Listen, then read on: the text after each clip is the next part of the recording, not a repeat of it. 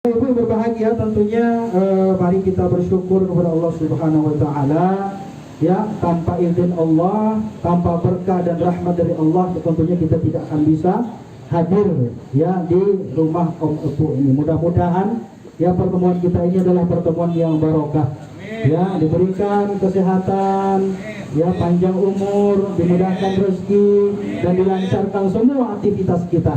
Insya Allah kita yakin dan percaya kata Nabi, barang siapa yang berusaha berjalan menuju suatu majlis ilmu, sahalallahu tariqan bihi ila jannah, maka Allah akan berikan jalan kemudahan untuk masuk ke dalam surga-Nya Allah. Masya Allah, amin ya rabbal alamin. Jadi salah satu hikmahnya kita gabung join di Teruci ini adalah karena bisa kita bersama-sama ngaji bersama keluarga. Ya, ada om dan tantenya dan sekaligus anak-anaknya. Alhamdulillah saya juga bersama istri. Tadi alhamdulillah istri saya ngaji ya. Alhamdulillah saya minta kepada beliau, bisa nggak ya? Beliau bisa nggak ngaji terus. Tadinya kan 3 ayat tuh, tapi karena ini 1 ayat aja lah, karena melihat kondisi dan situasi juga kan, takut keburu hujan nanti kan gitu ya. Nah, nggak apa-apa ngaji, yang penting ada suatu awal yang baik lah gitu. Tadi diawali juga dengan Al-Furqan, baca suratul Fatihah, kemudian kemudian surah An-Nisa ya ayat 19. Mudah-mudahan itu bisa membawa keberkahan buat kita semuanya. Bapak Ibu saudara-saudara, mari kita bersolawat juga buat junjungan kita Nabi Muhammad sallallahu alaihi wasallam. Allahumma shalli wa sallim ala sayyidina Muhammad wa ala ali Muhammad. Mudah-mudahan kita semuanya yang hadir di sini ya, yang telah menyempatkan waktunya ya, insya Allah mudah-mudahan kita termasuk di antara umat-umat Rasulullah Sallallahu Alaihi Wasallam yang kalau nanti akan mendapatkan syafaat pertolongan di yaumil qiyamah. Kata Allah, yaumul la yanfa'u malun wala banun illa man atallaha biqalbin salim. Pada hari tidak berguna lagi harta, pangkat, jabatan, anak, istri, semua yang kita miliki di dunia ini pasti dan pasti kita akan tinggalkan. Apa yang kita bawa, apa yang kita berikan, apa yang kita amalkan, apa yang kita lakukan, maka itulah yang akan kita bawa nanti menghadap Allah Subhanahu wa taala. Ya, harta pasti kita tinggalkan, anak pasti kita tinggalkan, istri pasti kita tinggalkan, kekayaan, jabatan, rumah mewah, mobil ya kan pasti kita tinggalkan. Yang kita bawa adalah apa yang kita berikan untuk hidup kita ini, apakah itu untuk ibadah kita, ngaji kita, sedekah kita, itulah yang akan kita bawa di hadapan Allah Subhanahu wa taala. Maka kata Nabi, ma'anfaqta laisa ma'indaka ya. Jadi apa katanya? Bahwa apa yang kau hartamu sesungguhnya itu bukan apa yang kau miliki saat ini, tapi apa yang kau infakkan ya. Apa yang kau infakkan di jalan Allah Subhanahu wa taala. Ma naqasa sadaqatu min mal. Dalam hadis Nabi juga dikatakan tidak akan pernah berkurang orang-orang hartanya orang-orang yang senantiasa suka berbagi. Insya Allah dalam rangka Majelis Ta'lim Teruci ini kita saling berbagi. Ada yang bagi pengalaman, ya kan? Ada yang bagi ilmu pengetahuan, ada yang bagi makanan, ya. Semuanya bisa kita bagi dan itu insya Allah akan membawa keberkahan buat kita semuanya. Amin ya rabbal alamin. Bapak Ibu saudara-saudara yang berbahagia, jadi ini sebenarnya materinya saya bikin ini ya, supaya lebih terstruktur, karena kita bicara tentang keluarga ya, membina keluarga atau menjadikan keluarga ya, menjadikan keluarga berasa pengantin baru. Nah, ini luar biasa. Tadi subuh juga saya ngaji ya di Masjid At-Taqwa Universitas Muhammad Jakarta, itu juga menyampaikan hal yang sama ya. Bagaimana kita sebagai seorang muslim itu membina keluarga kita itu sehingga kita merasakan bahwa keluarga itu terasa indah, terasa harmonis dan terasa menyenangkan ya, membahagiakan. Karena salah satu tujuan berkeluarga itu adalah untuk menenteramkan, menyenangkan, membahagiakan ya. Kalau kita nggak bahagia, nggak tentram jiwa kita, pikiran kalut terus, ya berarti kita gagal dalam membina keluarga. Maka pentinglah oleh karena itu ya kita membahas itu bagaimana kita ya menjadikan keluarga kita ini sebagai apa? Menjadikan sebagai keluarga yang terasa pengantin baru. Nah, bagi yang udah pengantin ya alhamdulillah syukur, bagi yang belum sabarin aja dulu ya. Ya, belum nambah maksudnya Om Didi. Alhamdulillah barokahnya kita di Toruji ini ya. Jadi dapat camping dapat, touring dapat, olahraga dapat, semuanya dapat. Ngaji juga dapat gitu ya. Amin ya rabbal alamin. Baik Bapak Ibu berbahagia, tentunya pernikahan ini Bapak Ibu itu adalah perintah Allah. Jadi bukan hanya sunnah Nabi tapi perintah Tuhan itu. Ada dalam surah An-Nur ayat 32 ya, dinyatakan itu wa ankihul ayyama ya. Kemudian minkum wassalihin. Kemudian apa kata Allah dalam Al-Qur'an itu? Ya. Dan kawinilah orang-orang yang sendirian di antara kamu. Ini adalah salah satu perintah. Jadi seorang yang laki yang jomblo itu ya, hendaklah mereka itu menikahi seorang wanita yang jomblo juga. Ya, mengawini atau menikahi gitu ya. Menikahi seorang yang jomblo. Jadi laki ini jomblo kemudian menikahi perempuan yang jomblo.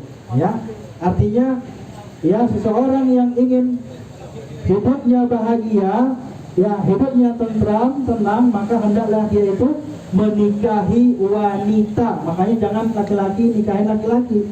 Karena ada tuh baru beritanya di medsos itu ya, di daerah mana gitu ada undang-undang yang melegalkan nikah sejenis ya kan gitu ya.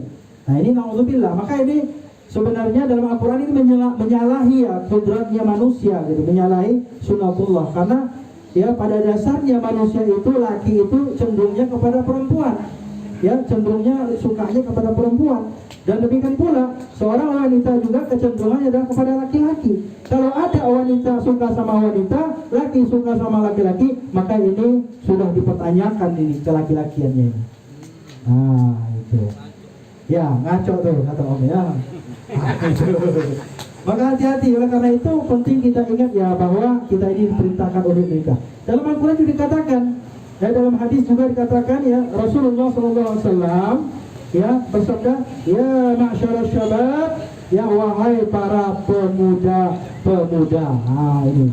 Jadi Bapak, meskipun Bapak juga kalau merasa jiwa muda ya juga boleh ini dipanggil nih. Ya apa kata Nabi?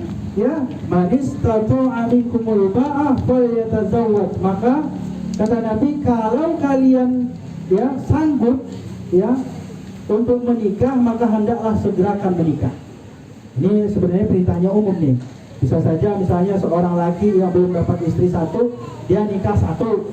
Tapi perintah ini juga tidak tertutup kemungkinan, tidak menutup kemungkinan juga ya. Ada di antara kaum muslimin ya, laki-laki yang memiliki kemampuan kemudian apa? Diperintahkan untuk menikah lagi. Benar itu. Ada yang sana ya. Oh iya. Ya, karena saya kan lihatnya om-om di wajahnya gimana ya. Nanti om-omnya baru liatin tante-tantenya gitu ya. Stop gitu ya. Nanti om-omnya bilang gini, waduh gaji saya ini 20-30 juta sebulan ya kan.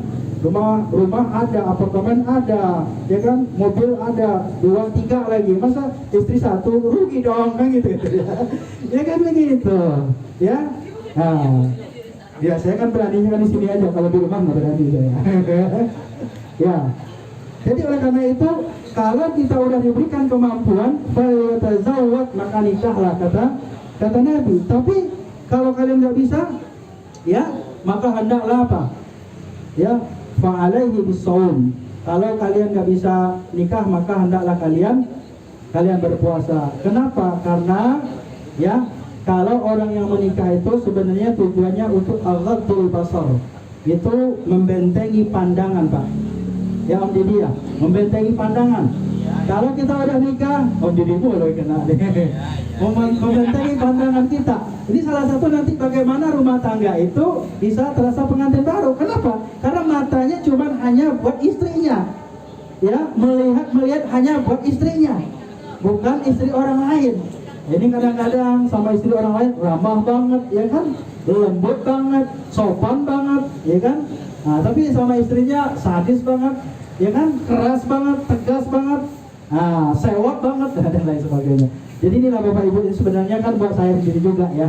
Bagaimana, selamat datang, alaihissalam, ya, para om semuanya, silakan. Ya. Nah itu, jadi oleh karena itu, aghaddul basar wa ahsanu lil fard.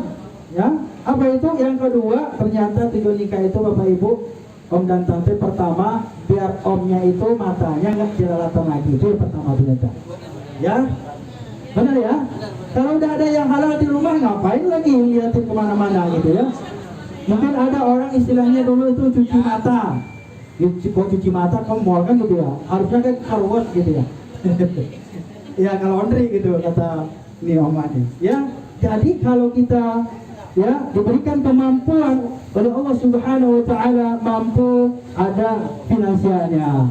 Ya, udah bekerja, ada penghasilannya.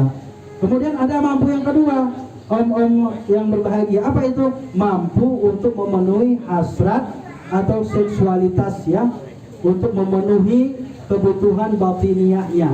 Jangan sampai nanti harta banyak, uang banyak ya, cuman mampu di segi ekonomi, tapi ternyata yang satu lagi nggak mampu, repot dah, ya kan? Cuman ditongkrongin doang tuh. Ya.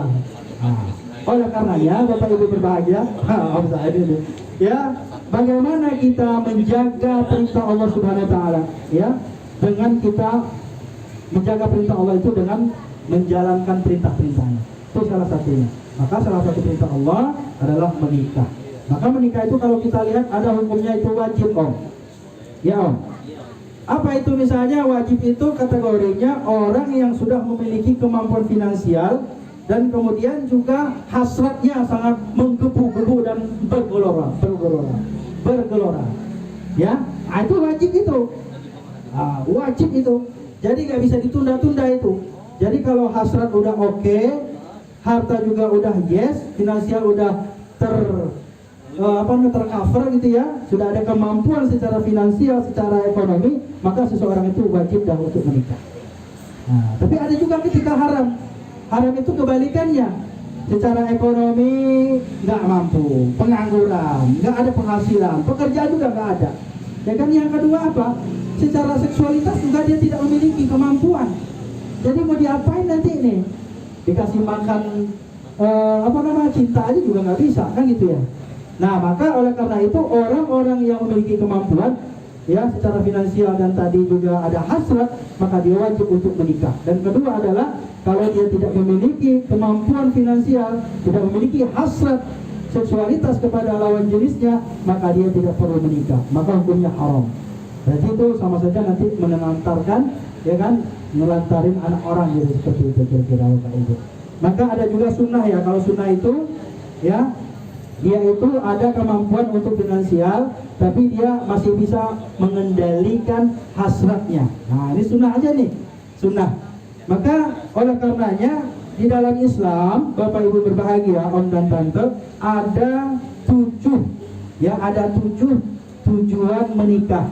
Nah, ini sebelum nanti kita bagaimana kita membina itu, menjadikan rumah tangga itu sebagai pengantin baru itu ini. Bagaimana kita memenuhi hak-hak ya, dan kita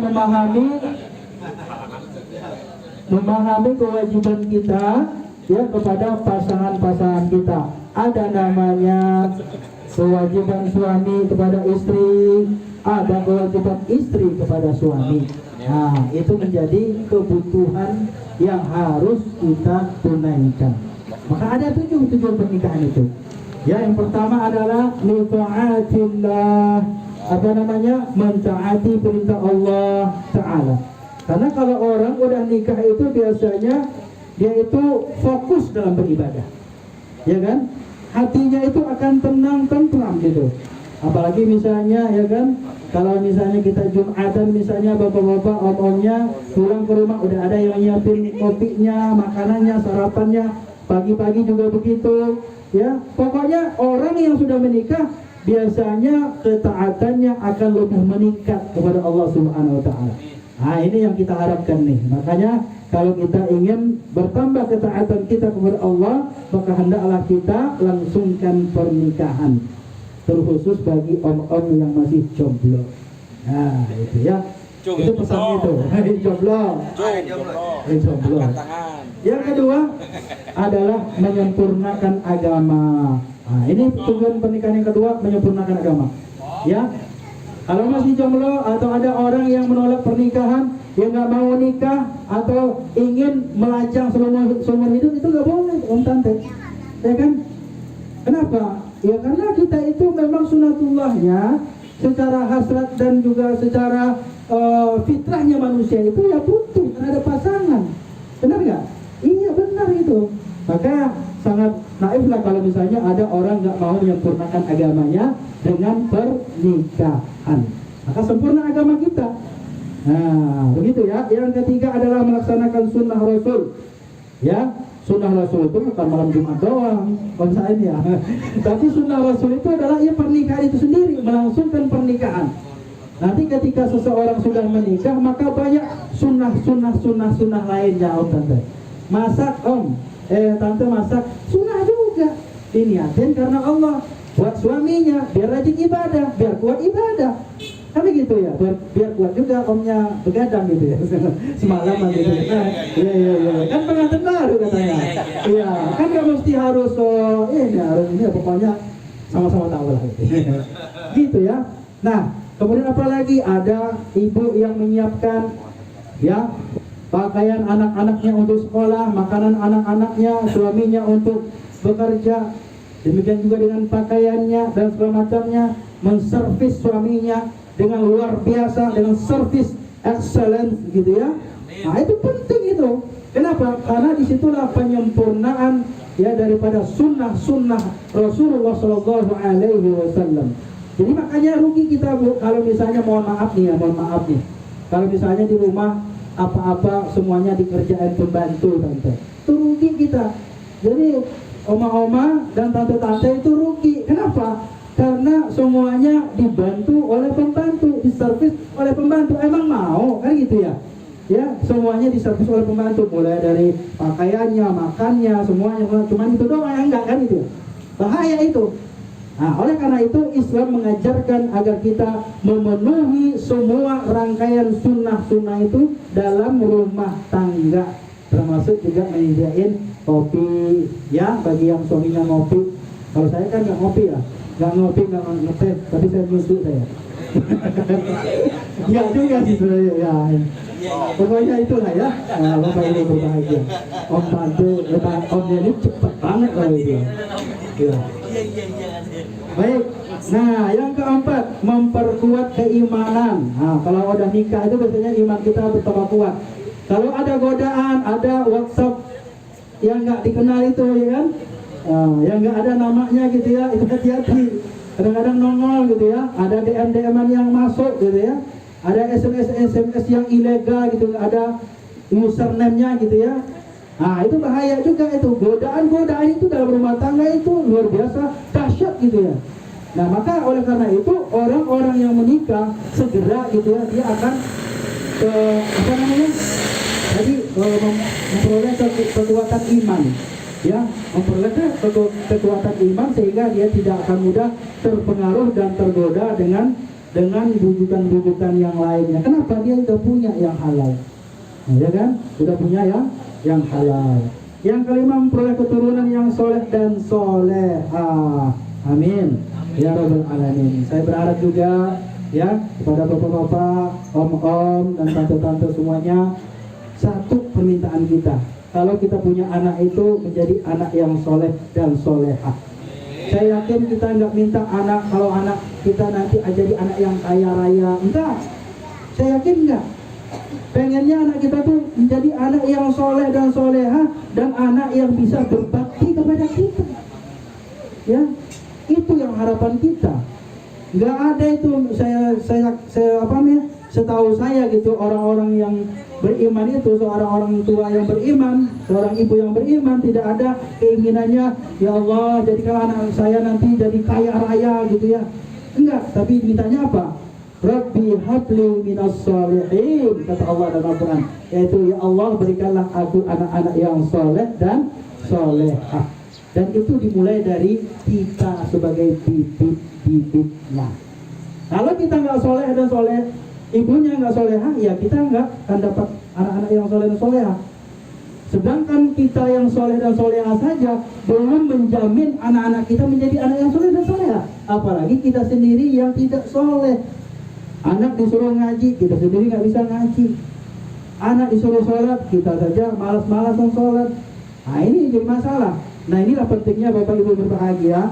Bagaimana kita membina keluarga kita sebagai pengantin baru? Ya itu tadi, menjadikan anak kita, menjadikan keluarga kita, istri kita adalah orang yang pertama yang harus kita jadikan prioritas pendidikannya dalam keluarga. Nah ini yang menjadi penting PR kita bersama Bapak Ibu, Om Tante dan semuanya. Nah yang keenam, penyenang hati dan penentram. Nah jadi kalau kita udah punya istri biasanya hati tenang, tentram, ya. Udah ada yang ngurusin, ya. Apalagi kalau misalnya kita udah mulai senja, kadang-kadang kan di situ, ya. Oma untuk Om Iman tadi, yang selalu setia menemani bahkan sampai touring. Masya Allah luar biasa, ini kita salut nih dengan beliau ini, ya. Dengan Om Kinan sama tante itu luar biasa, selalu mendampingi. Inilah salah satu jalan buat kita gitu ya, memberikan ketenangan dan ketentraman. Apalagi kalau misalnya suami ya pergi dinas juga, misalnya ajak juga sesekali istrinya, ya kan. Nah itu menjadi penenang dan penentram kita. Mudah-mudahan dengan itu maka keluarga kita akan menjadi terasa pengantin baru. Kenapa? Karena kita keluar kota misalnya ajak istri, ya kan, seolah-olah kita itu suasananya masih honeymoon, kan begitu ya. Nah, apalagi misalnya ada yang keluar kota ke Lombok misalnya, dinas ke Bali misalnya, itu suasana dan momen-momen indah buat kita ya, di saat-saat yang masih sehat-sehat juga seperti ini. Yang ketujuh adalah memperoleh rahmat dan kasih sayang dari Allah Subhanahu wa Ta'ala. Jadi orang yang sudah menikah itu ya, dia akan mendapatkan rahmat dan kasih sayang dari Allah Subhanahu wa Ta'ala selama dia itu menjalin hubungan kekerabatan, ya, hubungan kasih sayang dengan orang yang dia cintai, suami dengan istri, istri dengan suami, maka selama itulah rahmat Allah Subhanahu wa Ta'ala akan berkucuran, ya. Nah, insyaallah. Dan Bapak Ibu, ya, perlu diingat bahwa kalau kita lihat ya, salah satu ibadah yang terpanjang dalam kehidupan manusia itu adalah pernikahan. Tahun ibadah terpanjang itu, ya Om Didi, panjang itu. Makanya kalau misalnya dulu saya kan nikah itu 28 ya, umur 28, istri saya 24. Sekarang umur saya 38. Kalau orang lihat mungkin udah 48 ya. 38, dan saya udah 10 tahun lah, ini kurangnya ya pernikahan kayak itu. Itu saya rasa saya itu sebenarnya dari awal itu nyesel nikah itu. Kenapa? Karena apa nggak dari dulu kan gitu ya. Maksudnya umur 20 gitu ya, atau umur 18 gitu ya. Ya? Masya Allah, mungkin ini 40 tahun nih, maka ini luar biasa, ini luar biasa. Ya, udah master nih beliau ini, luar biasa. Jadi ini luar biasa nih, contoh dan tauladan juga buat kita semuanya. Jadi saya baru 38 dan pernikahan itu 10 tahun. Jadi sebenarnya ya, kalau kita lihat yang paling cocok itu untuk menyampaikan tentang masalah pernikahan ini benar Om Inan ya. Bagaimana dia itu menjadikan ya suasananya itu suasana seperti awal-awal pernikahan pengantin baru. Makanya kemana-mana tantenya ada terus gitu ya, mendampingi gitu ya. Ya, mensupport segala kegiatan-kegiatannya, nuansa-nuansa kebersamaan seperti yang dulu-dulu itu, beliau itu tetap menikmati, kan begitu ya, perjalanan demi perjalanan, setiap perputaran roda itu, mobilnya itu kemana-mana, touring, camping, ya, dan bahkan kemarin itu juga umroh, bareng istri juga ya Om ya, Masya Allah luar biasa. Inilah yang salah satu saya rasa contoh yang konkret yang bisa kita jadikan contoh juga ya. Di samping kita juga berproses, mungkin barangkali ada yang sudah 15 tahun ya, ada yang 20 tahun, ada yang mungkin 30 tahun. Mudah-mudahan Allah Subhanahu wa Ta'ala selalu melanggengkan pernikahan kita, amin ya rabbal alamin. Bapak Ibu, bagaimana ya, masih lama ya, masih ya, pokoknya sambil makan lah Om. Kalau udah habis nanti saya berhenti lah. Ya, tapi kalau belum habis berarti kan masih lama durasinya itu. Ya, baik Om. Jadi oleh karena itu ya, di dalam Islam itu kita ada yang namanya kategori mencari jodoh. Tapi sebenarnya ini nggak terlalu penting saya sampaikan, terutama kita yang sudah punya jodohnya, ya kan, yang sudah ada pendamping hidupnya. On yang sudah punya tante juga itu nggak ada masalah, ya sebenarnya. Tapi ya perlu juga disampaikan agar yang tadi, bagaimana kita menjadi selalu pengantin baru tadi. Apa? Yang pertama adalah tungkihul mar'ah li arba'in. Kata Nabi, nikahilah perempuan itu karena 4 perkara. Alasannya paling tidak ada 4. Tapi pada intinya nanti ada titiknya adalah 1 saja. Ya, 1 tempat, 1 poin yang paling penting yang perlu kita catat dalam kehidupan kita. 4 poin itu yang pertama adalah karena apa? Li jamaliha, karena cantiknya. Cantik itu relatif, ya. Para on ya. Cantik itu relatif. Nah, bagaimana kita melihat kecantikan istri atau calon istri adalah dimulai daripada apa? Akhlaknya. Kata Nabi, sebaik-baik manusia adalah ya husnul khuluqi, orang yang baik akhlaknya, orang yang cantik perangainya. Misalnya ada tante-tante nih, ya, apa yang dilihat yang pertama? Yang cantiknya. Cantiknya apa? Cantik dari perilakunya. Mohon maaf Bu, kalau ada orang misalnya ya mobilnya mewah, rumahnya megah, ya kan, gajinya besar, dandannya ini tuh mewah semua, pokoknya outfitnya itu sampai puluhan juta mungkin barangkali yang dia pakai sekali jalan gitu ya. Tapi kalau dia tidak memiliki akhlak yang baik, tidak memiliki keimanan dan tidak sholat, maka itu taubahnya seperti apa? Mohon maaf nih, ada salah satu seorang ulama mengatakan taubahnya orang yang seperti itu adalah seperti bangkai-bangkai yang berjalan. Alhamdulillah. Makanya kita nggak perlulah terlalu mewah-mewah, terlalu apa, ya semampunya dan sebisanya aja gitu. Meskipun misalnya kita mampu, ya saya yakin di sini nggak hanya mobil ras teruji aja ya apalagi orangnya butuh bagus mobilnya itu, ya kan. Kita memiliki kemampuan yang mungkin melebihi dari ras dan Terios tuh, benar nggak? Ada yang mungkin punya Fortuner, ada yang punya Pajero, ada yang mungkin punya Alphard malah gitu ya. Tapi artinya apa? Dia selalu menampakkan itu bukan dari segi kebaikan apa secara cover saja, tetapi apa? Min husnil khalqi, dari kebaikan akhlak dan tingkah lakunya. Maka seseorang itu berharga, bernilai itu bukan dilihat dari apa tampilan luarnya, tetapi dari apa? Tampilan dari hatinya, dari hati. Kemudian muncullah dari hati itu muncul yang namanya perbuatan, tindakan, dan bagaimana cara dia menghargai orang lain. Nah, inilah Bapak Ibu, om dan tante yang berbahagia. Kemudian li jamaliha, kemudian apalagi wali nasabiha, karena keturunannya. Maka menikah itu karena keturunannya. Oh, Pak Ustaz, om saya keturunan saya biasa-biasa aja. Ya, mertua saya itu bukan siapa-siapa, ya kan?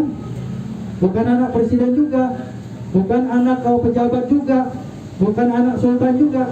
Tetapi insya Allah saya akan bimbing istri saya menjadi keluarga, menjadi seorang yang memiliki keturunan yang terhormat di sisi Allah Subhanahu wa Ta'ala. Nah, itu. Jadi ini sebenarnya bagaimana kita menjadikan istri atau menjadikan suami, kan suami istri pun saling take and give lah ya. Kan suami istri, ya kan, rumah tangga itu udah gak bisa disatuin itu. Rumah tangga, sebenarnya kan ada rumah dan tangga, suami dan istri, tapi karena saking dekatnya dan nggak bisa dipisahkan itu menjadi suami istri rumah tangga. Jadi itu luar biasa Bapak Ibu. Lina sabiha, keturunannya, kita yang mengangkat derajat kita. Oh, saya misalnya karena keterbatasan orang tua saya dulu, saya nggak bisa sekolah, saya nggak bisa kuliah, saya ngaji juga susah. Anak kita yang kita kader, anak kita yang kita didik sehingga menjadi anak-anak yang mampu memiliki pendidikan yang tinggi, ya, mampu membaca Al-Quran dan bahkan menghafal Al-Quran. Nggak mampu juga anak kita, mungkin cucu kita. Masya Allah, ini luar biasa ini. Om Kinan ini sering share foto bareng cucunya nih, luar biasa ini. Ya, keharmonisan, kekerabatan, kedekatannya bersama cucunya. Mungkin anak udah besar, tapi sekarang ada cucu yang mungkin bisa kita orbitkan menjadi anak-anak yang soleh dan solehah. Jadi sehingga keturunannya menjadi keturunan yang terhormat. Mungkin mertua kita, orang tua kita, ya mungkin biasa-biasa aja, tapi pas di kitanya menjadi orang-orang yang dihormati, orang-orang yang mendapatkan kehormatan ya di sisi Allah dan di sisi manusia. Bapak Ibu, yang ketiga, ya apalagi yang ketiga? Yang ketiga itu walimaliha, karena hartanya. Nah ini lagi-lagi nih, karena harta maksudnya sini apa? Ya memang karena ada kemampuan secara finansial. Tapi mungkin waktu nikah dulu kan saya biasa aja Ustaz. Pas waktu saya nikah aja itu saya kere, modalnya cuma modal dengkul doang gitu kan. Ya, saya ngontrak ngekos di rumah yang kecil, kerja saya serabutan misalnya gitu ya. Ya, nggak menentu, penghasilan juga tidak mencukupi, ya kan, untuk membiayai keluarga. Nah, oleh karena itulah kita harus belajar dengan kehidupan kita. Kita belajar dengan kehidupan orang tua kita. Maka dari situlah kita angkat derajat kita. Maka saya mengatakan mulai dari hari ini, saya tidak mau seperti bapak saya. Saya tidak mau seperti kakek saya dulu. Ya, mereka itu susah kehidupannya. Saat ini saya akan menjadi orang yang kaya, ya, kaya hartanya, supaya saya bisa beramal dan bersedekah. Nah, gitu ya. Masya Allah. Jadi kaya itu kita harus cita-citakan untuk kaya. Ya, kalau nggak kaya ya susah. Orang yang beriman, orang yang taat kepada Allah itu kalau kaya dia itu semakin taat kepada Allah. Semakin banyak hartanya maka dia semakin meningkat sedekahnya. Gimana mau sedekah kalau nggak punya harta, kan begitu ya. Makanya orang Islam itu harus kaya supaya dihormati, dihargai. Jangan sampai kita kalah dengan orang-orang di luar Islam. Kan begitu ya. Maka 5 liha ini penting kita perhatikan. Ya. Dan yang terakhir kata Nabi, walidiniha, agama, apalagi ini. Tapi kata Nabi, ya fasfar bizatid din taribat yadak, kata Nabi. Ingat, yang paling penting dari segala itu, harta, kekayaan, kecantikan, yang paling utama ternyata adalah bukan itu. Oma-oma dan tante-tante, ternyata adalah apa? Agamanya. Kalau udah agama, orang yang nggak cantik jadi cantik. Kalau karena agama, orang yang biasa-biasa aja kelihatan terhormat. Karena agama yang kita lihat. Demikianlah ya yang diberikan gambaran ya, kalau kita ingin memilihkan jodoh buat kita ataupun mungkin buat anak-anak kita kelak nanti ya, ketika mereka ingin melangsungkan pernikahan. Mudah-mudahan dimudahkan Allah Subhanahu wa taala.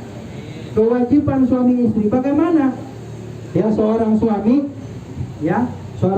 itu memiliki yang namanya kewajiban. Tunaikan kewajiban, maka Anda akan mendapatkan haknya. Gak mungkin kita bisa mendapatkan hak kalau kita tidak menunaikan kewajiban. Maka Rasulullah mengatakan, ya, ada beberapa kewajiban suami terhadap istrinya. Di antaranya adalah menafkahi, ya, baik lahir maupun batin, memberikan tempat tinggal yang layak, kemudian memberikan pakaian yang layak. Jangan nanti ya oma-oma, tante-tante udah tiap hari pakai daster itu aja. Udah pudar, udah kusam, udah sobek gitu ya. Ya, jangan menjadi suami-suami yang pelit terhadap istrinya. Ya, jadilah suami yang loyal. Karena dari situ akan timbul yang namanya keromantisan. Ya, tapi kalau saya meskipun baju saya sobek, saya romantis. Kan suami saya bisa colek-colek. Ya begitu. Ada juga sih, gak apa-apa. Bahkan ada juga gak apa-apa saya pakainya apa adanya. Malah itu suami saya malah senang gitu ya. Ya Om ya. Ya gak apa-apa, saya gak senang. Nah iya tuh, malahan itu katanya baju dinas itu ya. Kalau udah pakai daster itu udah tanda kode itu ya. Nah itu. Gak apa-apa. Masih ada yang begitu. Iya. Nah, oleh karena itu yang pertama tadi ayat yang disampaikan oleh istri saya itu wa'ashiruhunna bil ma'ruf. Apa itu? Bergaulah istrimu dengan cara-cara yang ma'ruf atau cara-cara yang baik. Nah ini penting nih, karena istri itu bukan pembantu. Kan ada tuh kadang-kadang orang nyari jodoh itu udah kayak nyari pembantu. Harus bisa nyetrika, harus bisa nyuci, harus bisa masak, harus bisa jaga anak. Emang mau jadi pembantu gitu ya? Atau mau nyari babysitter, kan gitu ya. Istri itu buat pendamping, bukan buat pembantu. Nah, ini filosofisnya ini beda nih. Kalau misalnya bis ya, dulu kan banyak di Jakarta ada Metro Mini. Metro Mini itu ada yang namanya supir, ada yang namanya kernet. Ya, kernet itu ibaratkan kalau orang berumah tangga itu nggak pernah akur, benar nggak? Kadang-kadang kernet lebih berkuasa daripada supir, benar ya? Ini siapa yang ngerasa pasti ngerasa ini, benar ya? Ya benar nggak? Kadang-kadang supir diteriakin, ya, oi, supir, oh, apa gitu ya? Pokoknya diarahin, di apa, pokoknya diteriakin dan segala macam. Nggak ada yang bagus gitu ya, omongannya itu kernet. Jangan jadikan rumah tangga kita itu seperti Metro Mini, ya kan? Apalagi kalau supirnya ugal-ugalan. Itu suaminya ugal-ugalan itu. Ada begitu, banyak penyakit suami ada begitu. Karena istrinya nggak pernah menghargai dia, menghardik dia, tidak menghormati dia, tidak menghargai dia, maka suami ugal-ugalan. Makanya kalau kernetnya itu bagus, biasanya suaminya juga bagus. Tapi saya lebih mengidentikan ibaratkan suami itu seperti supir pembalap rally Dakar. Nah, coba bayangkan Bapak Ibu, mungkin Bapak-bapak yang suka rally, coba ada yang bisa kasih seperti apa gambarannya? Navigator. Pertama benar. Apalagi? Hah? Apa? Udah kayak kuis nih. Nanti pulang dapat sepeda. Sepeda. Tapi sepedanya nanti tunggu dulu ya. Kalau udah dilatih sih itu ya. Ya. Navigator pertama. Navigator itu posisinya di mana? Di kiri. Di kiri itu di mana? Sebelah. Sebelah itu di mana? Di samping. Makanya namanya pendamping. Nah, itu sebenarnya yang saya tuju. Jadikan istrimu itu seperti pendamping, ya, pendamping. Kenapa? Kalau pendamping itu pertama dia itu bisa menjadi navigator kita. Kalau kita salah, kita keliru, kita ugal-ugalan, dia akan memberikan pengarahan. Itu istri yang baik, ya. Nah, cuman bukan berarti dia yang berkuasa. Jangan pula nanti om jadi anggota persatuan istri. Persatuan suami takut istri, ya, PSKI, PSTI, bukan PSI ya, Persatuan Istri, ya, istri, ya, ya, suami-suami yang takut istri atau persatuan suami yang takut istri, ya, karena dia takut makanya istri yang berkuasa, istri yang mengarahkan, ya, istri yang memimpin, ingat. Oh ada juga, insya Allah. Tapi insya Allah, tapi saya mau dukung ya sama omnya. Sebenarnya kita itu bukan takut sama istri, tetapi karena kita sayang, ya om ya. Karena kita sayang dan karena kita menghormati dan menghargai. Itu sebenarnya, ya om ya, ya tante ya. Iya, kalau ada om manggut-manggut, iya, aku yang salah gitu ya. Itu karena dia sayang sama tante-tante, itu sayang dia, nggak mau dia berdebat, ya. Karena kalau dia berdebat pasti kalah gitu ya. Makanya nggak penting kalau kita mendebat, ya. Makanya sesalah-salahnya istri lebih salah suami. Sebenar-benarnya suami ya tetap salah gitu ya. Itu kaedahnya itu, udah rumusnya begitu. Ya kan Ustaz juga punya begitu ya. Jadi saya pernah lihat video itu om di papan tulis, ini suami, ya kan, bawahnya salah, minta maaf. Ini istri, bawahnya muter dulu, ya kan. Marah dulu, cemberut dulu, apa dulu.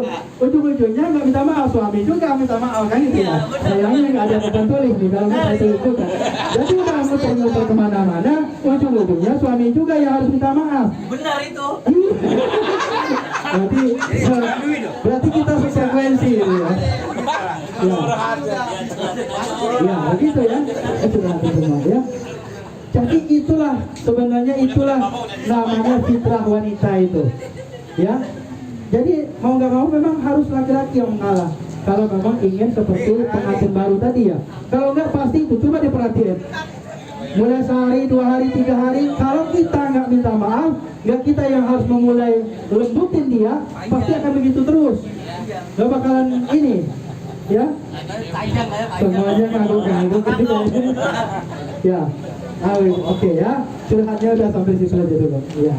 Baik Bapak Ibu, saudara-saudara, Om Tante berbahagia. Maka Allah katakan, pergaulah istrimu dengan baik, gitu kan. Nah, wa'ashiruhunna bil ma'ruf, dan ingatlah, kalau kamu misalnya lagi nggak suka sama dia, kamu jangan bentak-bentak dia, jangan marahi dia, apalagi sampai memukul wajahnya. Wajahnya aja nggak boleh, apalagi yang lain, anggota yang lain. Itu Allah yang katakan dalam Al-Quran dan hadis Nabi Rasulullah SAW. Kenapa? Kamu bisa saja hari ini nggak suka, ya kan? Bisa saja hari ini kamu nggak senang sama dia, tapi besok kamu malah jadi rindu sama dia. Kayak gitu ya? Iya benar itu. Maka oleh karena itu jangan kita ya terbawa yang namanya emosi, emosi, ya. Apalagi dibarengi dengan ego, ya, egoisme gitu ya. Itu berbahaya. Nah, bakalan hancurlah rumah tangga orang-orang seperti itu. Bahkan ya seringkali terjadi karena ego sesaat, karena emosi sesaat itu bisa saja seorang laki-laki, suami itu mudah saja menceraikan istrinya atau meninggalkan istrinya. Dan juga ada yang terjadinya KDRT, ya. Nah, maka pergaulan yang baik. Nabi itu selalu memperlakukan istri-istrinya dengan baik. Khairukum li ahli wa ana khairukum li ahli.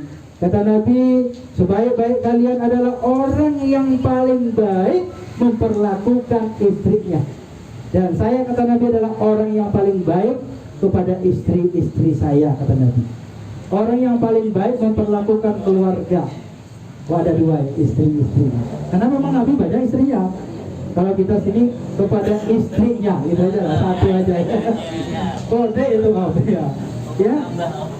Jadi oleh karena itu banyak orang kadang-kadang dia bisa berlaku baik kepada orang lain, kepada saudara-saudaranya, kepada tetangganya, tapi dia tidak bisa berlaku baik dengan keluarganya. Ya. Dia itu bisa ngasih duit royal dengan orang lain, tapi dia tidak royal dengan keluarganya, dengan anak-anaknya, pelit banget. Nah, ini bahaya juga buat kita nih, ya. Apalagi ya Bapak Ibu berbahagia yang diberikan kemampuan harta oleh Allah Subhanahu wa Ta'ala. Jadi itu yang paling penting. Yang pertama adalah ya pergaulah istrimu dengan cara-cara yang baik. Tadi juga memberikan nafkah, pakaian, dan tempat tinggal. Ya, jangan sampai anak dan istri kita itu menjadi gelandangan, kelaparan, ya, tidak memiliki pakaian yang layak, padahal kita sebenarnya mampu untuk memberikannya. Makanya orang-orang yang diberikan kemampuan oleh Allah Subhanahu wa Ta'ala, ya, rezekinya diberikan yang luas, jangan kita ragu-ragu. Kalau beli mobil, beli mobil. Kalau pengen membeli rumah, beli rumah, ya kan? Jangan ragu-ragu. Kenapa? Karena Allah yang akan berikan untuk mencukupi rezeki kita itu. Yakin kita kepada Allah. Allah yang maha kaya dan Allah yang akan mencukupi rezeki kita.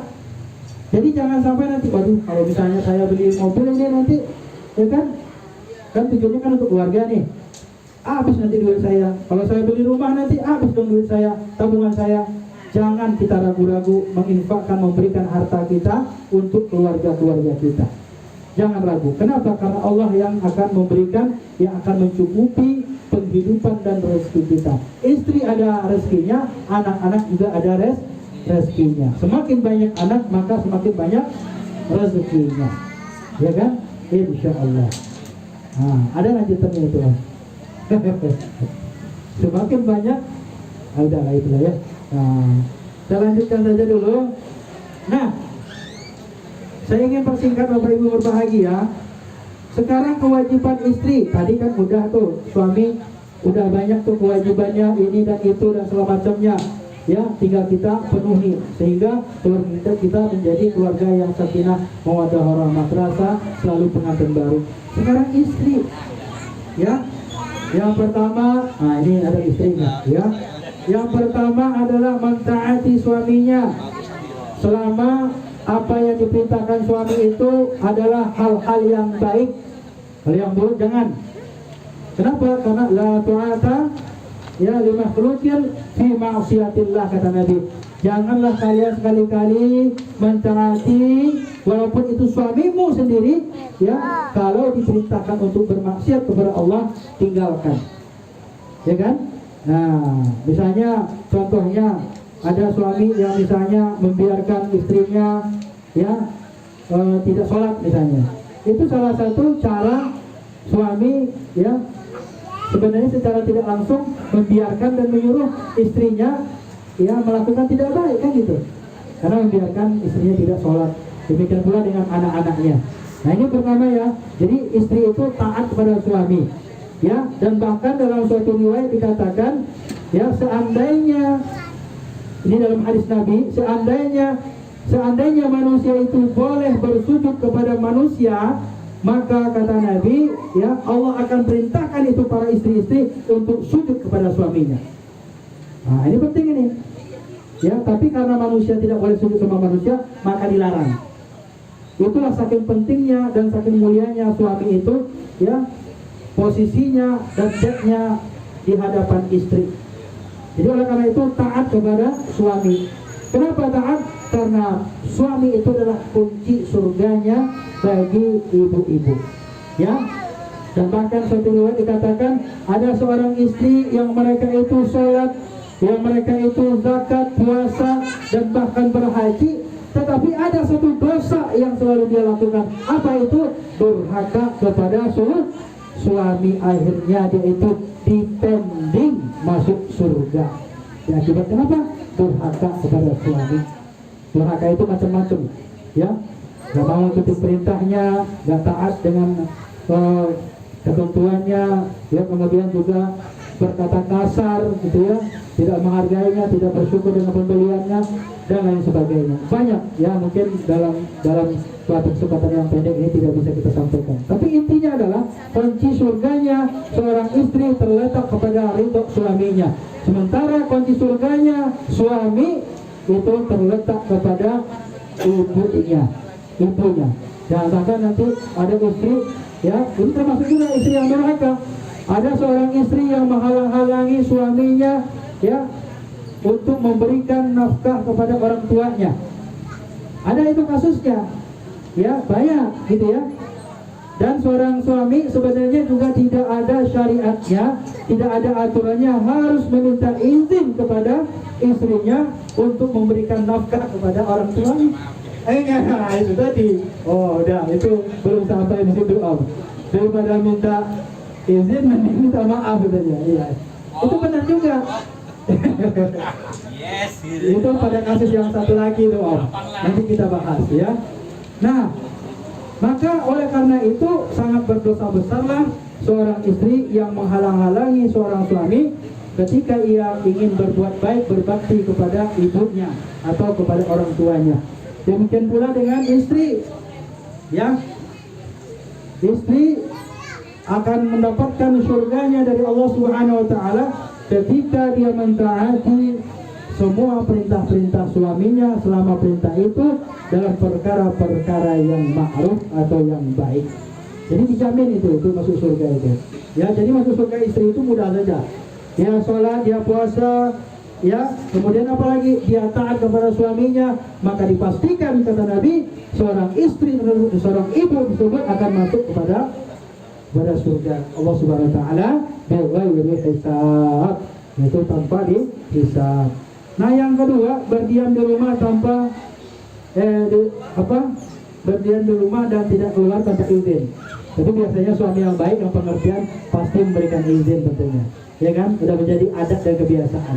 Tapi ada juga, pokoknya mama, kalau papa di luar, mama tidak boleh menerima tamu, walaupun itu mungkin saudara mama. Biasanya nih, ini udah kayak film Indosiar ini, ya.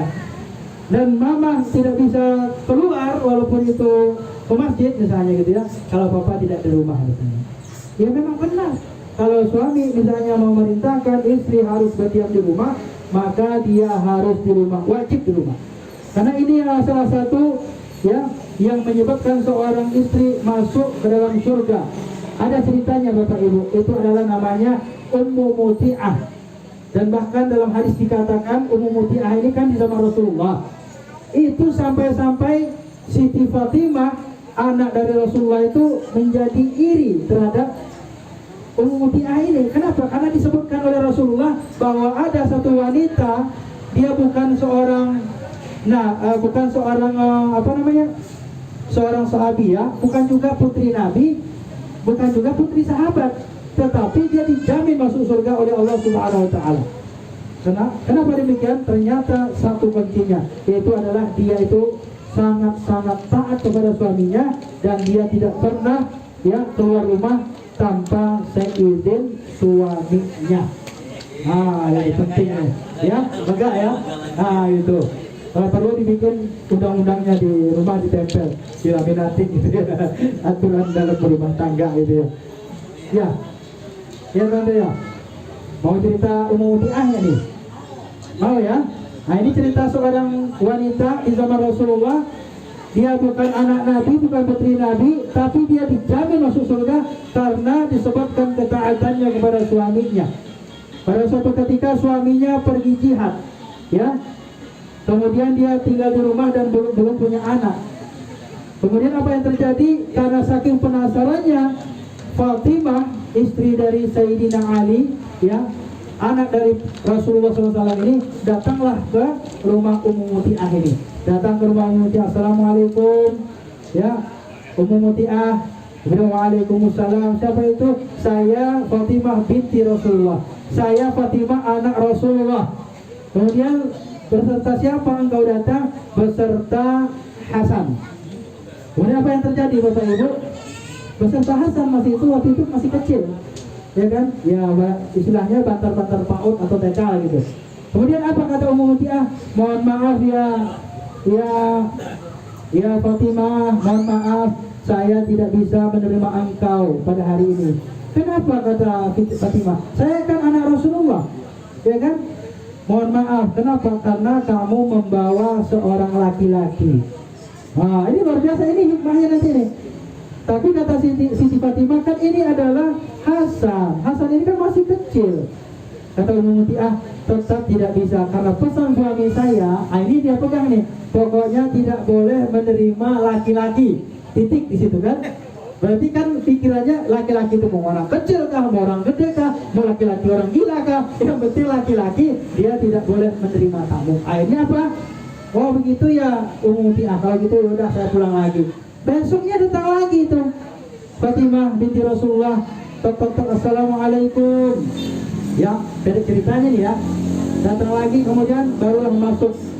Bersama siapa engkau ya Fatimah? Saya datang sendirian. Beda ceritanya nih, padahal dia datang hari keempat itu ceritanya. Kemudian oke, silakan masuk. Dan kemudian dia bertanya, Ummu Muti'ah bertanya, ya Fatimah binti Rasulullah, kenapa engkau datang? Apa gerangan? Surprise banget gitu datang ke rumah saya. Saya kan rakyat biasa kan gitu nggak ada istimewanya, orang biasa aja gitu, rakyat biasa gitu. Kemudian kata Fatimah binti Rasulullah, ya Ummu Muti'ah, sesungguhnya ayahku Rasulullah SAW mengatakan bahwasanya ada seorang wanita yang dijamin masuk surga yang bernama Ummu Muti'ah, yaitu adalah engkau, wahai Ummu Muti'ah. Masya Allah. Kaget Ummu Muti'ah aja nggak tahu dia itu dijamin masuk surga. Maka oleh karena itulah saya penasaran, masa saya seorang putri Rasulullah gitu meskipun dia sebenarnya dijamin masuk surga, tapi wajar saja kalau misalnya dia putri Rasulullah dan dijamin masuk surga. Tapi ini orang biasa gitu. Makanya Fatimah ini datang ke Ummu Muti'ah ini belajar. Kemudian kata Ummu Muti'ah ini, emang kamu ingin belajar apa? Saya kan biasa-biasa aja. Saban hari saya cuman nyiapin pakaian suami saya, kalau dia pulang saya siapin handuk, saya siapin pakaiannya, kemudian saya jamu dia makan, saya masakin masakan yang dia suka, yang dia senangin, gitu ya. Kalau mungkin umat zaman now, saya siapin mungkin kopinya gitu ya. Istilahnya seperti itu aja. Hal-hal yang biasa saja yang saya lakukan, wahai Fatimah. Gak ada yang istimewa, biasa aja gitu. Nah, cuman ada satu hal yang saya yang saya pegang teguh itu. Apa itu? Itu tadi seperti yang kemarin. Kenapa engkau 1 hari, 2 hari, 3 hari saya tolak untuk berkunjung ke rumahku? Karena engkau ya membawa laki-laki. Laki-laki. Ini penting nih Bapak Ibu. Mohon maaf nih ceritanya nih ya, saya pendekin saja. Ya, saya pendekin saja. Setelah beberapa waktu di rumah Ummu Muti'ah itu, maka Siti Fatimah ini sampai kaget gitu ya, Masya Allah gitu ya, dengan amalan yang biasa-biasa aja, yang sebenarnya juga sama dilakukan oleh Fatimah terhadap Sayyidina Ali suaminya gitu ya, tapi dengan penuh keikhlasan ya, dengan penuh penjiwaan, dengan penuh kasih sayang menghargai dan menghormati suaminya, akhirnya dia itulah dicatat sebagai ahli surga tadi. Makanya ini penting Bapak Ibu berbahagia, terutama ibu-ibu, tante-tante semuanya, pentingnya bagi kita jangan sampai kita sebagai ya ibu-ibu atau tante-tante ya, ketika suami bekerja dan ini semacamnya, kita gak izin atau gak menginformasikan, dan bahkan saudara pun misalnya datang, tetap kita harus informasikan bahwa ada saudara kita ya, laki-laki atau perempuan pun disampaikan ya, berkunjung silaturahim ke rumah kita, apalagi orang yang tidak ada hubungan darah sedikit pun. Ini penting ini, karena itu yang menyebabkan masuk surganya Ummu Muti'ah. Maka itulah yang kita khawatirkan di zaman sekarang ini, terjadinya berbagai macam ya penyelewengan dan perselingkuhan yang terjadi ya, dan termasuk juga di antara kalangan ibu-ibu, banyak kasusnya yang terjadi ya. Mudah-mudahan kita dihindarkan ya oleh Allah Subhanahu wa taala, amin ya rabbal alamin. Nah, terakhir sebagai penutup nih ya, tapi banyak sih sebenarnya ya, ini masalah urusan ranjang ya, tapi saya nggak urus di sini ya, karena ini urusan suami istri, nanti diurus aja lah di rumah masing-masing ya. Intinya kata Nabi, kalau bapak-bapak, om-om ngajakin, tante-tante nggak boleh nolak, gitu aja gitu. Hadisnya ada itu. Wah itu. Iya. Iya. Apalagi omnya habis touring berhari-hari gitu ya. Tantenya di rumah ya kan. Nah itu kan kangen gitu ya. Nah kalau sakit lain lagi sebenarnya om. Misalnya dia sakit, dia berhalangan, ya, dia nggak enak badan, nah itu harus kita maklumin. Itulah keindahan Islam tadi. Ya, ya sakit om. Ya. Kenapa?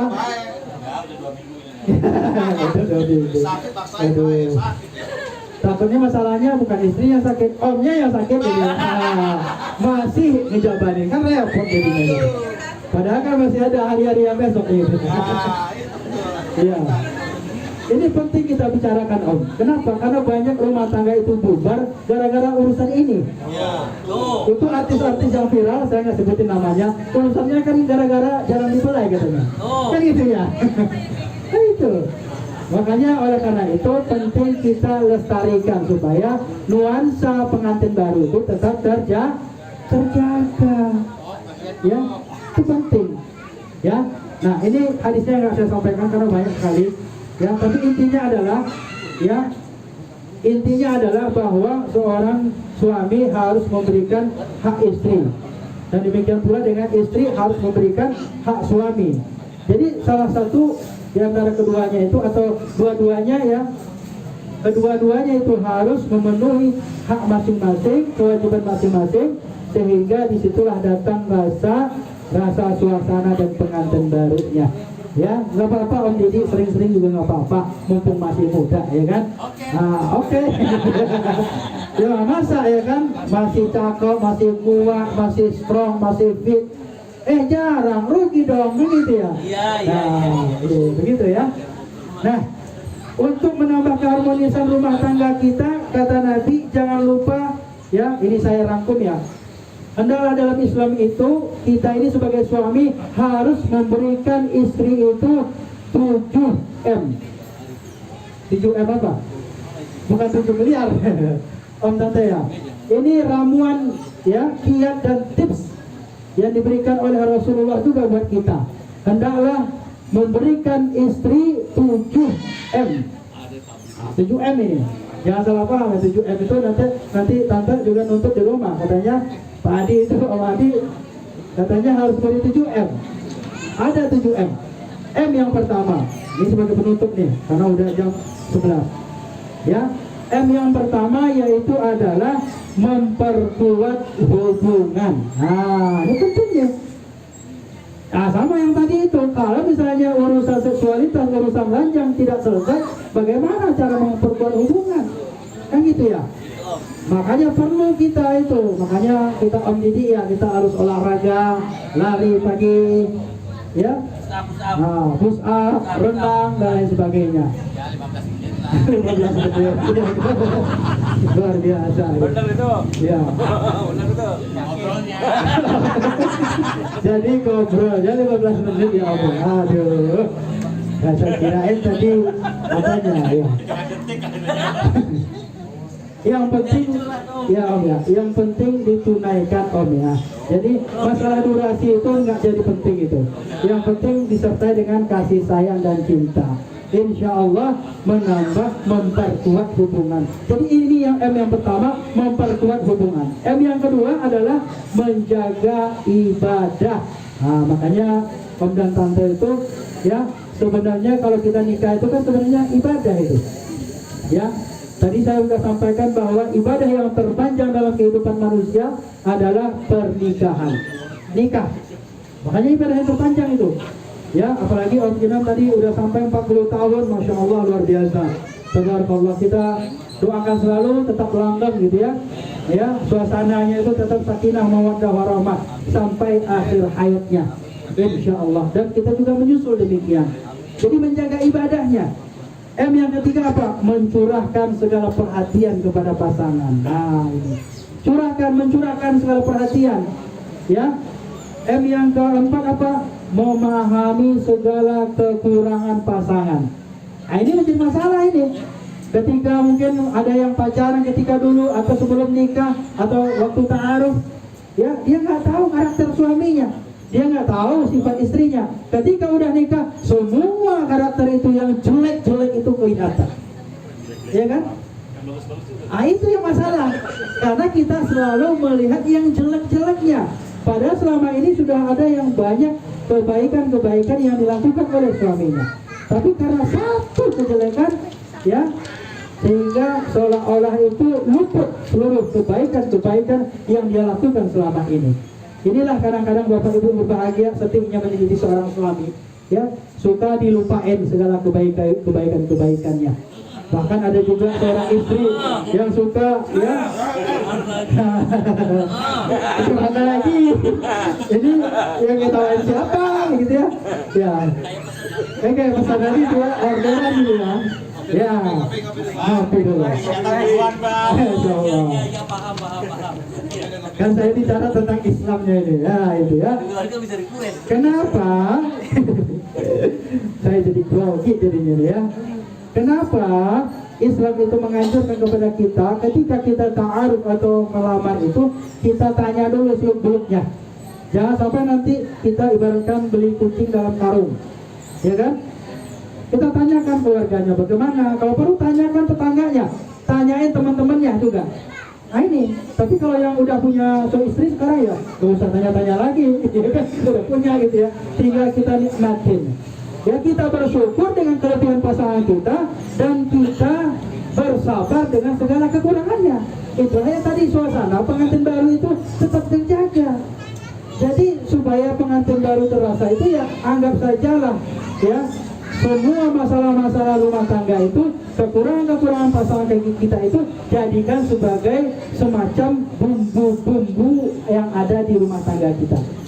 Ya kan, nggak mungkin kan sendok sama garpu sama piring nggak mungkin beradu, nggak mungkin nggak beradu, semuanya pasti beradu. Setiap keluarga pasti punya masalah, nggak ada keluarga yang harmonis selalu, nggak ada itu, semuanya masalah. Bahkan juga kalau kita bicara masalah, ya ternyata juga Rasulullah pernah juga kan, kisahnya kan, saya nggak ceritain lah gitu. Tapi Rasul sendiri pun pernah ada cekcok ya, dalam tanda kutip gitu ya. Ini sebagai contoh juga bagi kita. Demikian juga Umar gitu kan. ya sahabatnya gitu ya, yang begitu bengis kelihatannya, yang pemberani gitu ya, yang gentleman ya, yang perkasa, ternyata ada juga masalah ya dalam rumah tangganya gitu ya, dengan istrinya. Dan inilah problema-problema ini, masalah-masalah ini tidak mungkin ya terlepas dari kita yang namanya hidup dalam berumah tangga. Ya, pasti ada aja masalahnya. Ya, mungkin ada suami, ini ada satu kasus saya lihat kemarin itu, ya, suami beli motor, istrinya pengen warna merah, suami beli warna hitam ya. Nah itu kan masalah itu.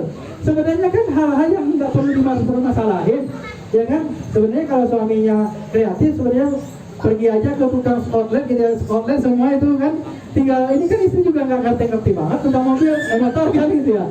Yang penting warnanya merah kan gitu. Kan jadi masalah. Ya, ada lagi mungkin masalah apa? Hal yang sepele mungkin, tapi menjadi masalah besar dalam keluarga kita. Masalah apa misalnya? Masalah password HP misalnya gitu ya. Iya, benar ya? Iya, masalah. Misalnya ada om yang suka nuker password HP-nya. Sebenarnya nuker password HP-nya itu ya karena HP-nya suka dipakai anaknya. Kalau ditukar kan jadi nggak bisa dipakai itu misalnya. Ya kan? Apalagi misalnya masalah makanan, ya kan? Ya, masalah apa lagi? Masalah semua. Kalau kita lihat ya negatifnya dalam rumah tangga itu nanti akan timbul masalah-masalah terus. Tapi lihatlah sisi positifnya. Misalnya ini seorang istri udah mendampingi kita seperti Om Kinan tadi, udah 40 tahun loh. Ya kan? Tante Kinan mendampingi misalnya gitu ya. Ada yang 10 tahun, 20 tahun, 30 tahun, Masya Allah. Kita lihat positifnya. Karena dia positif, lihat ada 3 orang anak-anaknya. Kan begitu ya? Itu kan awalnya karena positif itu Pak. Benar ya? Ya positif. Nah, apalagi misalnya yang dulu mungkin ketika kita baru nikah, kita nggak punya pekerjaan, mungkin karyawan kontrak, ya kan, rumah kontrak. Tapi setelah nikah, bisa beli rumah, beli mobil, ya kan? Karyawan sudah nggak kontrak lagi, penghasilan udah cukup, penampilan udah oke, badan pun udah nggak kurus lagi, kan itu ya? Karena ada oma yang ngurusin, karena ada tante yang ngurusin kita. Saya dulu waktu nikah itu sama istri, ya, awal-awal kita itu nikah itu saya berat badannya cuman mungkin 50-60 gitu. Sekarang itu di atas 70 terus gitu. Rata-rata di 73 gitu. Ya cocok berarti itu. Susunya nggak tahu, kira cocok gitu. Luar biasa nih. Istilahnya gizinya tercukupi, kan begitu ya. Mungkin ada ini bukan nggak cocok, tapi dia porsinya beda kan gitu ya. Ya beda, ya kan. Kalau biar lebih cepat ya, biar lebih kencang ya, minumlah susu formula. Baru aja diteguk, ya kan, gitu ya, cepat gitu ya. Besarnya cepat gitu ya. Kenapa? Karena formula ya. Makanya anak-anak kalau yang minum susu formula, bayi aja tuh cepat gedenya itu. Ya kan? Kenapa? Namanya formula. Ya kan, kencang gitu. Ya kan? Ya bagi yang paham aja, kalau nggak paham nggak apa-apa. Kita kembali lagi. Jadi itu ya, M yang keberapa nih? Tadi menjaga, memahami kekurangan. Jadi jangan sampai kita hanya melihat kekurangan, tapi lihatlah kelebihannya. Ya, alhamdulillah istri saya juga dulu waktu nikah juga nggak sebesar ini kan gitu ya. Ya, bahkan meskipun katanya istri saya itu kehidupannya biasa-biasa aja, ya harus berpisah dengan orang tua harus tinggal di rumah sendirian, ya kan. Tapi meskipun demikian, ya tapi tetap aja badan tidak bisa mungkin karena hati tetap tenang, badan nggak kurus-kurus, ya kan. Enggak. Ya alhamdulillah, pokoknya intinya ya kalau kita nikah penuh dengan keikhlasan, niat yang tulus, yang membina rumah tangga, dan kita selalu berpikir positif terhadap suami kita, insya Allah ya kita akan mendapatkan kebahagiaan, insya Allah. Jadi dalam tanda petik ya masalah itu pasti selalu ada. Kadang-kadang juga nggak kita cari, masalah itu selalu ada.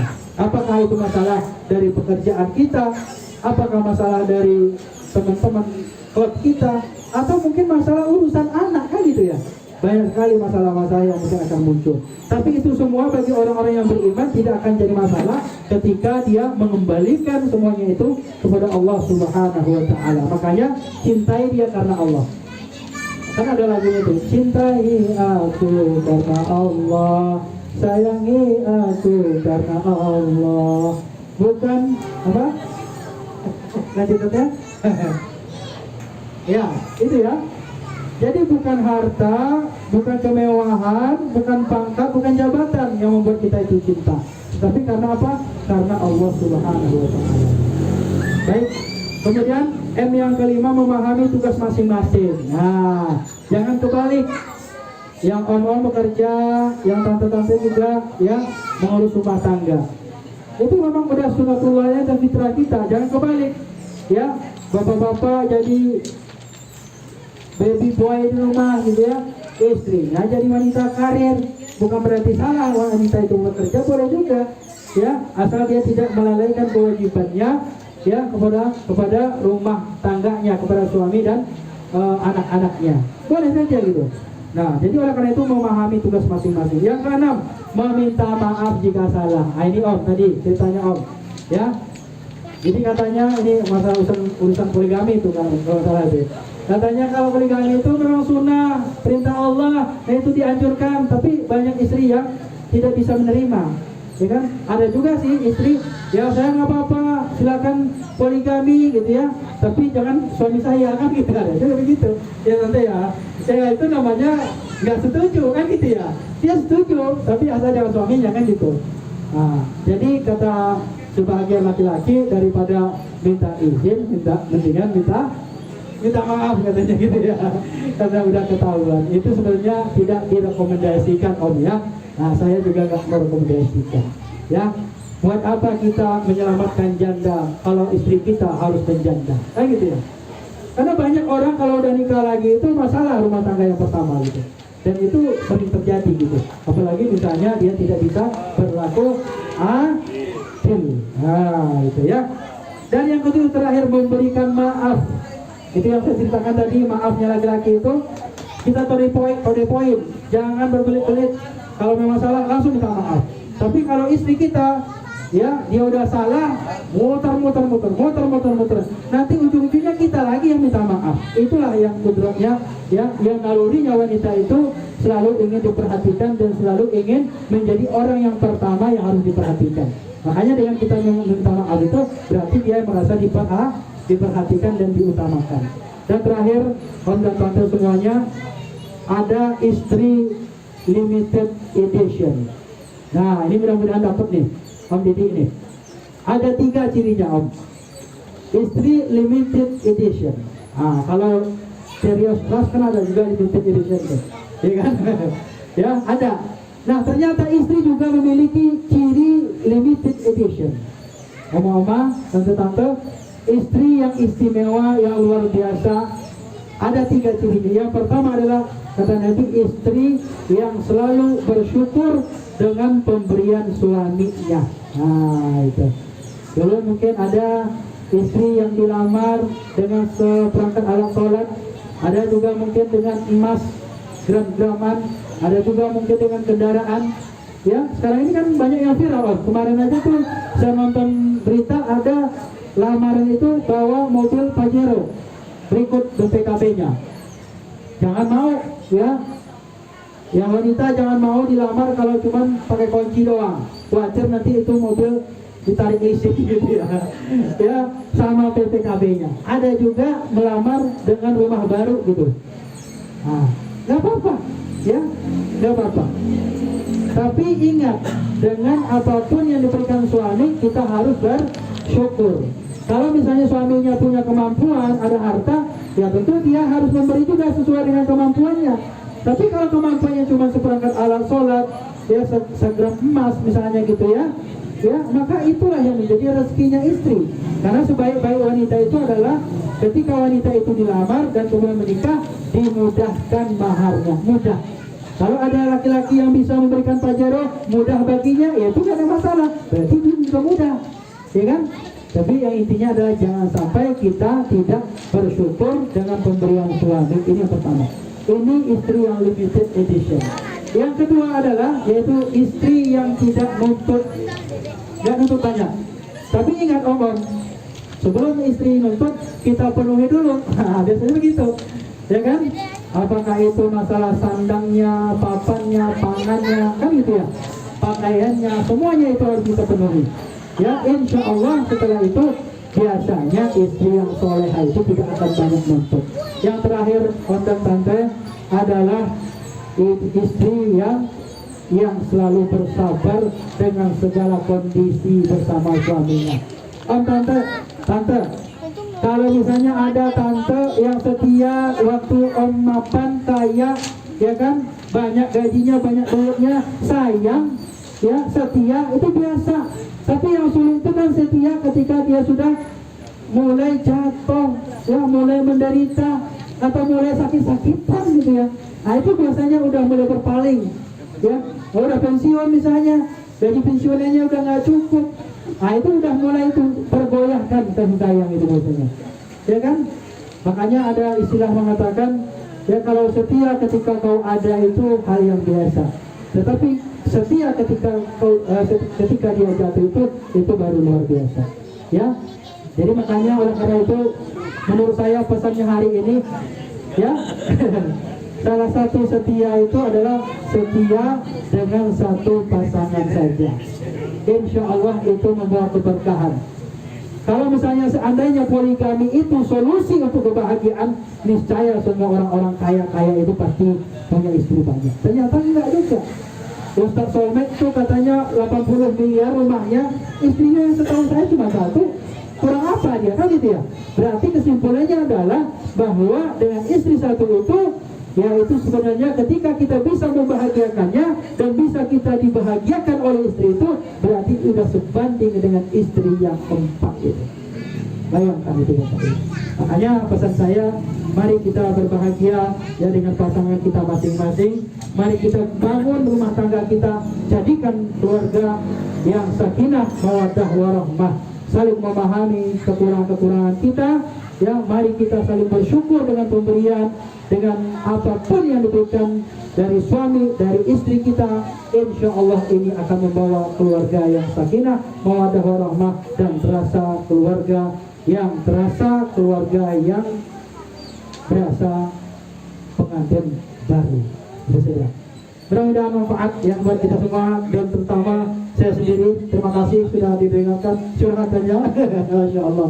Ya, intinya semua kita punya masalah, ya, tapi ingat sebaik-baik masalah itu adalah jangan dijadikan permasalahan, diselesaikan, ya. Insya Allah itu semuanya akan bisa diatasi, kan gitu ya. Tapi jangan ke pegadaian. Ya, karena pegadaian kan mengatasi masalah tanpa masalah. Kalau menurut saya itu nambah masalah. Karena kalau kita pegadaian ke PKB, digadaiin jadi masalah, nambah masalah gitu ya. Nah, Masya Allah jadinya, kalau gitu ya. Bapak Ibu saudara-saudara, demikian saja barangkali. Mohon maaf kalau kepanjangan ya, karena biasanya ibu-ibu itu suka yang panjang-panjang mendidih. Ya, mudah-mudahan ya, mudah-mudahan Allah Subhanahu Wa Taala memberkahi majelis kita ini dan selalu diberikan kesehatan sehingga kita tetap bisa istiqomah, ya, ngaji bersama majelis taklim teruji. Amin ya rabbal alamin. Saya tutup dengan pantun ini ya. Kalau ada sumur di ladang, bolehlah saya numpang mandi. Kalau ada kajian di bulan akan datang, insya Allah saya akan datang lagi. Nah, jadi saya datang ini insya Allah bukan karena diundang, tapi karena memang itu tadi, karena udah saling terjalin hati kita, ya, terpaut terhadap teruji dan teruji. Itu saja barangkali. Terima kasih. Kalau ada pertanyaan, saya rasa udah gak ada pertanyaan karena udah dijelasin semua, ya. Dan sudah komplit semua. Ya, makanya saya fullin semua itu, saya bahas semua, ya. Nah, tapi kalau urusan lanjut nanti di belakang kita lanjutkan, ya. Iya, tentang mau nanya itu barangkali. Itu sudah. Udah itu. Udah pesan gitu. Iya, ada. Iya, durasi. Gimana? Kumpul mau nanya kumpul. Kumpul yang Ya mungkin ada yang mau bertanya, silakan. Ya, satu atau dua. Nanya Kak. Monggo silakan. Lanjut. Waktu zuhur masih lama. Ya. Om Dwi. Silakan. Om. Ayo jangan batin terus ya. Lepaskan. Kayaknya lagi banyak ini ya. Mikirin siapa gitu. Lepasin aja. Aturannya kemana? Om jangan jauh-jauh makanya. Mana punya aku?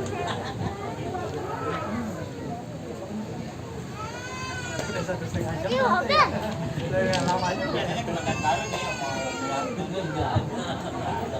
Baik, Om Kansil kalau tidak ada bertanya, saya akhiri saja. Atau mungkin sambil makan-makan nanti mungkin ada nanti silakan monggo saja. Atau kalau malu nanya ya di dapur saja. Ya, terima kasih. Mohon maaf kalau ada yang salah-salah dan juga tidak pada tempatnya atau mungkin karena bahasa saya yang kurang pas pada tempatnya.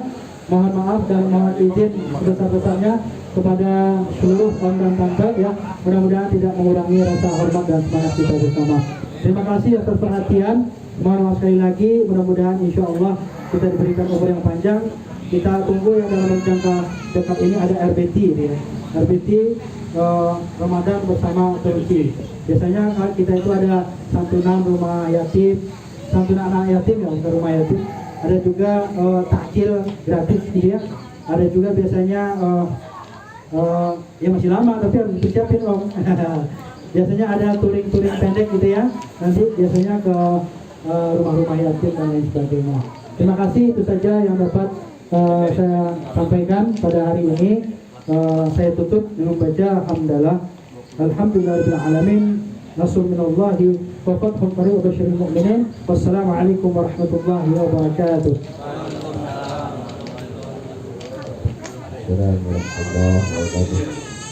Terima kasih kepada yang terhormat Saudara Kiram atas Dr. Haji Adi Mansa Al-Farifiyasuna yang telah memberikan tausiah kepada kita sekalian.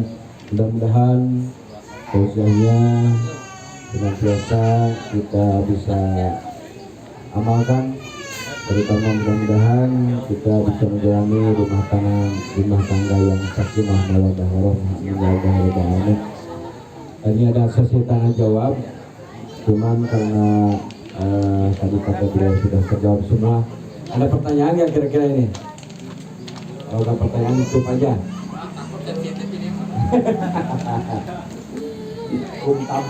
Kuntang lain. Ini saja barangkali dari saya, mohon maaf atas segala kekurangan dan kesilapan. Ditutup dengan doa, Rabbana atina fid dunya hasanah wa fil akhirati hasanah wa qina adzabannar. Wa assalamualaikum warahmatullahi wabarakatuh.